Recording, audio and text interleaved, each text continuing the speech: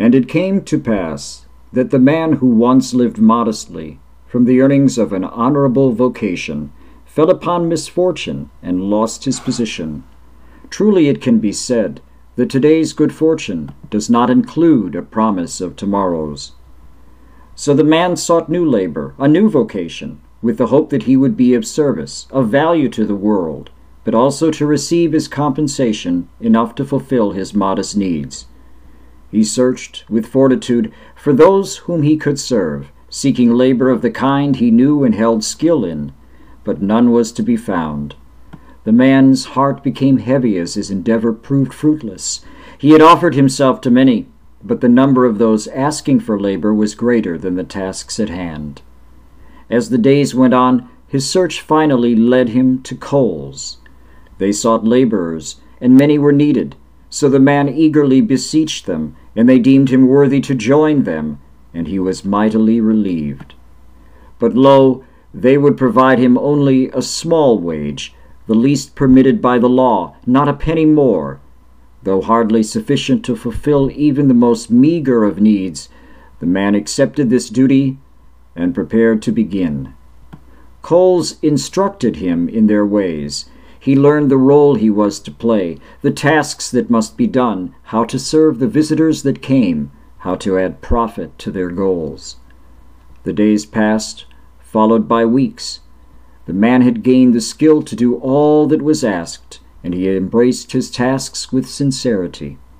Like his brethren, he remained into the night to clean and restore all things to their newness. In the morn, he would return to aid the visitors in their choice of purchase, being ever cheerful, assisting in whatever manner was needed. The day came when the man was given the wage for which he had labored, and though grateful to receive it, he knew in his heart that this wage was too sparse to pay for his food and his home. Yet he would persist, for in life other opportunities do not appear simply because they are demanded. As the months went by, the man performed his duty with diligence, with vigor, to the delight of his leaders. But his earnings remained small, and his struggle was not abated. One day the time of his meal arrived, so he ventured to the place of meeting to join his brethren and partake of his supper. There, standing before him, was another laborer. Fair she was, always offering a kind word to the man, always warming him with her smile. She greeted him, and seeing the small portion of food before him, asked if he was well. He answered that this was all he may have, for what he earns does not allow more. She smiled and nodded, offering that she must also hold steady to what she can acquire, for her labors yielded no more than his. But the man noticed that in her smile and in her words there was no hint of distress, no sadness at her fate, no fear of tomorrow. So he asked her why. She answered, "Do not think that our earnings are slight for no good cause, or that our labor is in vain. For all we do serves a greater purpose, a good which goes beyond ourselves. Our sacrifice allows those above us to prosper. For if little is given to us for our endeavors, more shall be granted to the others."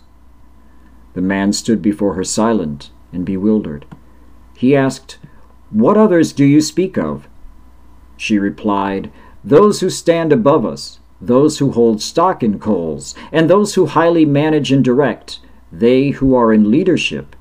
Fate has decreed that they should be placed on the highest hill, as we are to be standing below. We must eagerly strive to sell our goods, to increase the gain to our store. Though we profit little from our toil, those above us reap the benefit.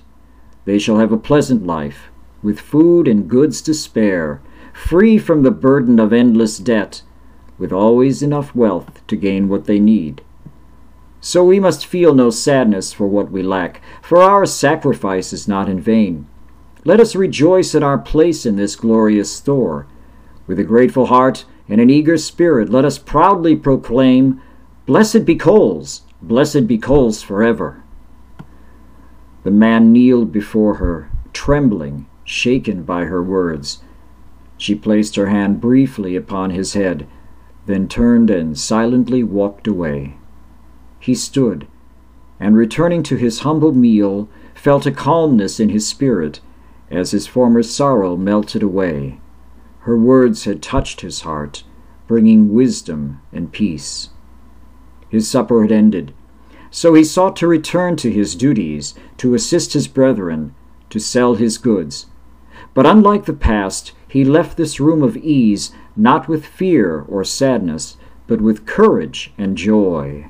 So as he walked through the doorway, he spoke softly at first, then boldly again, "Blessed be Kohl's forever."